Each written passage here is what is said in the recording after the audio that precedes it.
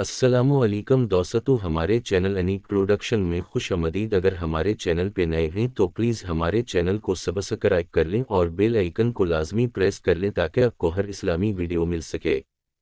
اہل سرسار کی ایک قوم جسے قوم سبا بھی کہا جاتا ہے، اللہ تعالیٰ کی بے شمار نعمتوں کے اندر زندگی گزار رہی تھی۔ یہ قوم ایک عظیم تہذیب و تمدن کی مالک تھی۔ حضرت داؤد علیہ السلام اور حضرت سلیمان علیہ السلام کی باعظمت حکومتوں کے بعد ان کی حکومت زبان زد خاص و عام تھی۔ کہا جاتا ہے کہ یہ لوگ گندم کے مغز سے آٹا پس کر روٹیاں پکاتے تھے، لیکن اس بڑیے برعکس وہ اس قدر اسراف کرنے والے اور ناشکرے تھے کہ انہی روٹیوں کے ساتھ بچوں کا پاخانہ صاف کرتے تھے۔ بعد ازاں ان آلودہ روٹیوں کو اکٹھا کرنے سے ایک پہاڑ بن گیا تھا۔ پھر ایک صالح شخص نے وہاں سے گزرتے ہوئے ایک عورت کو دیکھا جو روٹی کے ساتھ بچے کے پاخانے کے مقام کو صاف کر رہی تھی۔ اس شخص نے عورت سے کہا، تیرے اوپر افسوس، خدا سے ڈر، کہیں ایسا نہ ہو کہ خدا تیرے اوپر اپنا غضب ڈھائے اور تجھ سے اپنی نعمت چھین لے۔ اس عورت نے جواب میں مذاق اڑایا اور مغرورانہ انداز میں کہا، جاؤ جاؤ، گویا کہ مجھے بھوک سے ڈرا رہے ہو۔ جب تک سرسار جاری ہے مجھے بھوک سے کسی قسم کا کوئی خوف نہیں ہے۔ کوئی زیادہ عرصہ نہیں گزرا نہ تھا کہ اللہ تعالیٰ نے ان لوگوں پر اپنا غضب ڈھایا۔ پانی جو کہ زندگی کی بنیاد ہے، ان لوگوں سے چھین لیا، یہاں تک کہ قحط نازل ہوا۔ بات یہاں تک پہنچ گئی کہ ان کی ذخیرہ کی ہوئی تمام غذا ختم ہو گئی۔ آخر کار وہ مجبور ہو گئے کہ انہیں آلودہ روٹیوں پر ٹوٹ پڑے جو ان لوگوں نے اکٹھی کر کے پہاڑ کے مانند ڈھیر لگایا ہوا تھا، بلکہ وہاں سے روٹی لینے کے لیے صف لگتی تاکہ ہر کوئی وہاں سے اپنے حصے کی روٹی لے سکے۔ کفران نعمت، قحط اور ان کی بدحالی کے بارے میں متعدد روایات موجود ہیں۔ سورہ نحل کی آیت نمبر 112 اور 113 میں یوں ارشاد ہوتا ہے، اور اللہ نے اس بستی کی بھی مثال بیان کی ہے جو محفوظ اور مطمئن تھی، اس کا رزق ہر طرف سے باقاعدہ آ رہا تھا، لیکن اس بستی کے رہنے والوں نے اللہ کی نعمتوں کا انکار کیا تو خدا نے انہیں بھوک اور پیاس کا مزہ چکھایا، صرف ان کے ان اعمال کی بنا پر کہ جو وہ انجام دے رہے تھے، اور یقیناً ان کے پاس رسول آیا تو ان لوگوں نے ان کو جھٹلایا، تو پھر ان تک عذاب آ پہنچا کہ یہ سب ظلم کرنے والے تھے۔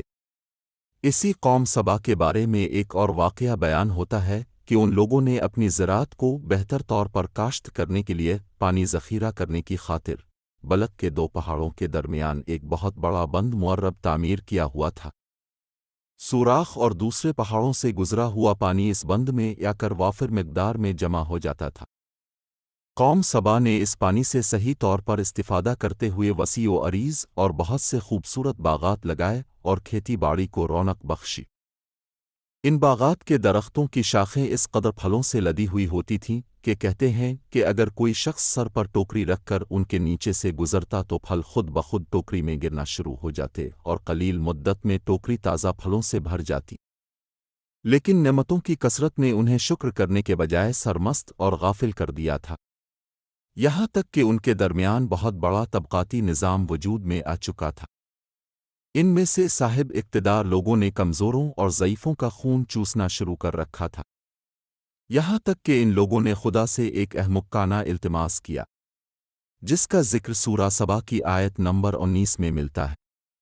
انہوں نے کہا، خدایا ہمارے سفروں کے درمیان فاصلہ زیادہ کر دے۔ انہوں نے اللہ تعالیٰ سے یہ التماس اس لیے کیا تاکہ غریبوں بے نوا لوگوں، عمرہ اور ثروت مند ان کے ہمراہ سفر نہ کرے۔ ان کی خواہش یہ تھی کہ آبادیوں کے درمیان خشکی ہو اور فاصلہ بہت زیادہ ہو تاکہ تہی دست اور کم آمدنی والے لوگ ان کی طرح سفر نہ کر سکیں۔ اللہ تعالیٰ نے ان مغرور پیٹ کے پجاریوں پر اپنا غضب نازل کیا۔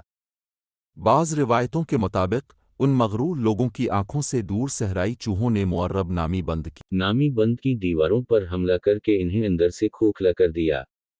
ادھر سے بارشیں زیادہ ہوئیں جن کی وجہ سے سیلاب آ گیا اور اس بند میں پانی بہت زیادہ اکٹھا ہو گیا۔ اچانک بند کی دیواریں ٹوٹیں، اس سے ایک بہت بڑا سیلاب آیا جس میں تمام دیہات، آبادیاں माल मवेशी, बागात, खेतियां, इनके महल और घर पानी में गर्क होकर नाबूद हो गए। इनके बागात और ज़राअत में से सिर्फ बेरी के दरख्त और कुछ झाड़ियां बची थीं।